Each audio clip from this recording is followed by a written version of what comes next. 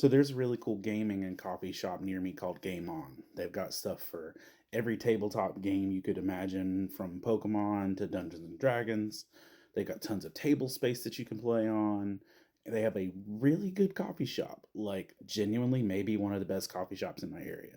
So uh, I went with my daughter, and we were there for two reasons. One was coffee, and two was to look at cards. I wanted to look at some One Piece cards. She wanted to look at some Pokemon cards, and they've got a display case up front of all the valuable stuff where you can see this one's this much and this one's all the expensive things.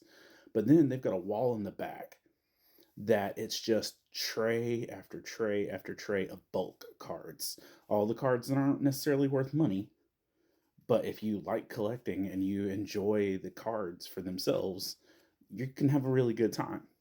So my daughter and I got drinks and we sat down and we just searched through bins of cards for 2 hours. She looked through Pokemon, I looked through One Piece. We barely spent any money, but we had a blast doing it. And, I came back with like 20 or 30 cards that I was really happy with, um, that didn't have financial value, but honestly, the joy was in the seeking. And my daughter even said that when we got in the car. She said it was really fun just to look through these cards together, even if we weren't finding anything that was really valuable. And one of the things that happens as believers is we find God, we find Jesus, and then we kind of just stop looking. We stop trying to pursue, we stop trying to grow. And the reality is, it's not that you find him once and that's enough. It's that you find the joy in the pursuit. In an often quoted verse, Jeremiah 29:13 says, "And you will seek me and find me when you search for me with your whole heart."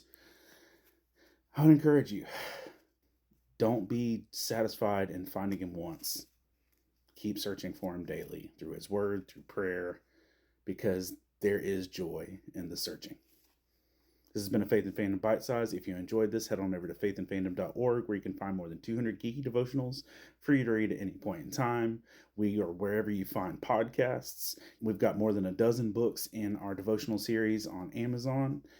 And thank you for joining me in finding God in geek culture.